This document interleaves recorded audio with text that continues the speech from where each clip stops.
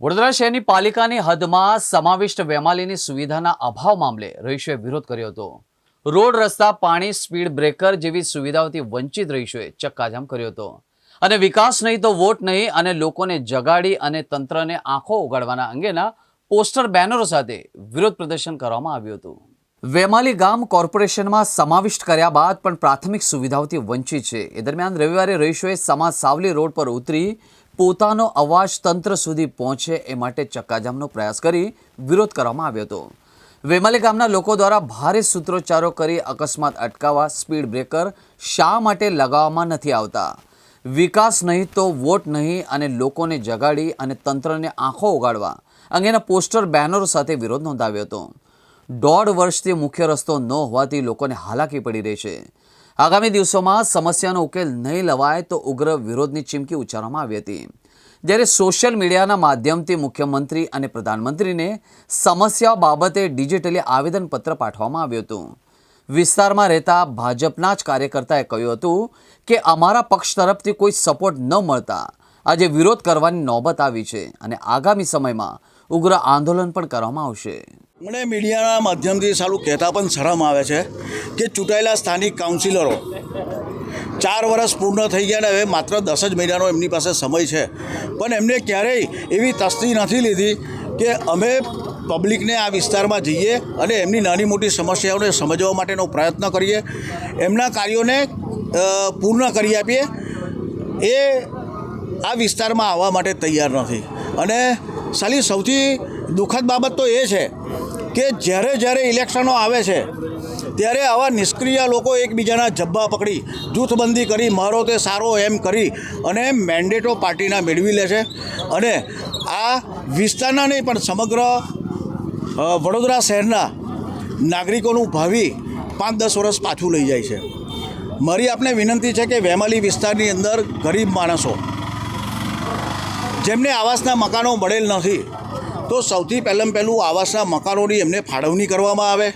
તમે રોડ રસ્તા ડ્રેનેજ આ બધું કરવા માટે જે પ્રકારે બધું ખોદકામ કરી નાખ્યું છે, આપ જુઓ તો 3-4 ગર્ભવતી બહેનોને એટલી બધી તકલીફ થઈ છે બહેનોને અને ઘણા બધા વયોવૃદ્ધ સિનિયર મિત્રોને કમરના દુખાવાની ફરિયાદો આવી છે, છતાં પણ આ રોડ રસ્તા 2-2.5 વર્ષથી આવા ખોદેલા પડ્યા છે। નવો રસ્તો બનાવવા માટેની અમારી માંગણી છે કે ભાઈ તાત્કાલિક ધોરણે તમારે બનાવવા।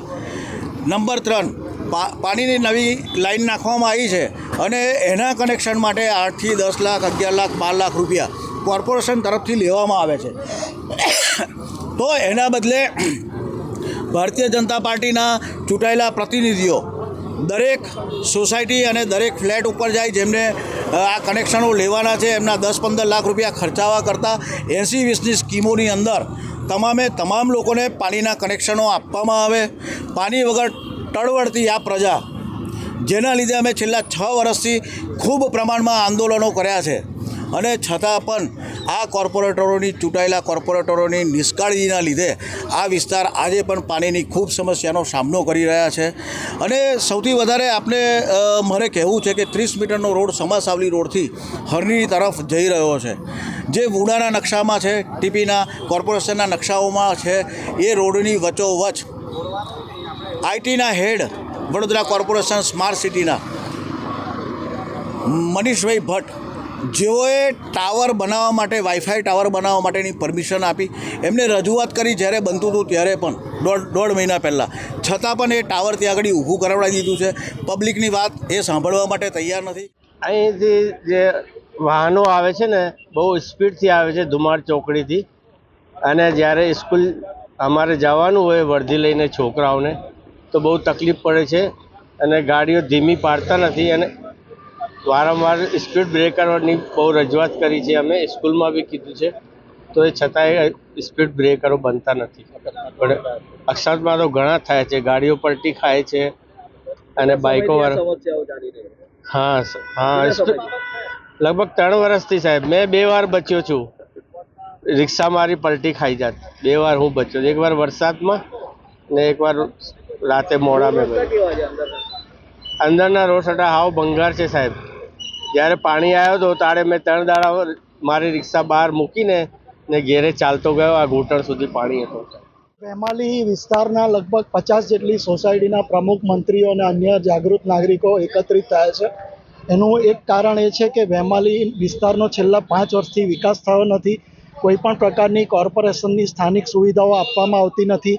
કોર્પોરેશનના વેરા ચાલુ થઈ ગયા હોવા છતાં વેરા બિલ સિવાયની કોઈ સુવિધા હજુ સુધી કોર્પોરેશન તરફથી મળી નથી અને વારંવાર સ્થાનિક કક્ષાએ રજૂઆતો કરવા પછી પણ અમને કોઈ પ્રત્યુત્તર પોઝિટિવ મળ્યો નથી. એના માટે આજે વેમાલીના નાગરિકો એવું અમને પ્રશ્ન પૂછી રહ્યા છે લોકલ નેતાગીરીને કે આજે વર્ષો સુધી ભારતીય જનતા પાર્ટીને મતદાન કર્યા પછી પણ ભારતીય જનતા પાર્ટીના 4 ચૂંટાયેલા પ્રતિનિધિઓ હોવા છતાં પણ આ વિસ્તારને અન્યાય કેમ? આ એક પ્રશ્નને લઈને આજે અહીંયા સેંકડો નાગરિકો ઉપસ્થિત છે અને આ વિસ્તારનો વિકાસ જો ટૂંક સમયમાં પોઝિટિવલી લેવામાં નહીં આવે તો આનાથી પણ વધુ ઉગ્ર આંદોલન કરવાની અમારી તૈયારી છે. અમારા મેઇન મુદ્દા છે કે આ રોડ હાઈવે, દુમાળ હાઈવે અને એક્સપ્રેસ હાઈવેને જોડતો રોડ છે, જેના પર અમારી અંદરની સાઈડ 50 સોસાયટીઓ આવેલી છે.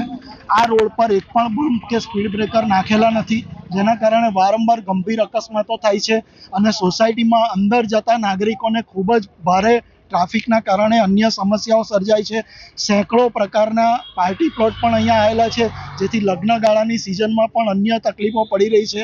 ટ્રાફિકની સમસ્યા છે, પાણીની સમસ્યા છે, ડ્રેનેજની સમસ્યા છે અને વેમાલીને જોડતા 50 સોસાયટીના નાગરિકોને અંદર જવાના રસ્તા પર છેલ્લા 1.5 વર્ષથી એ રસ્તો બિસ્માર હાલતમાં પડેલો છે. ફક્ત સિંગલ ટ્રેક ચાલુ છે. એક જ રોડ પર આવવાના અને જવાના 2 વાહનો અથડાય છે અને એ રોડ 1.5 વર્ષથી કરવામાં આવ્યો નથી.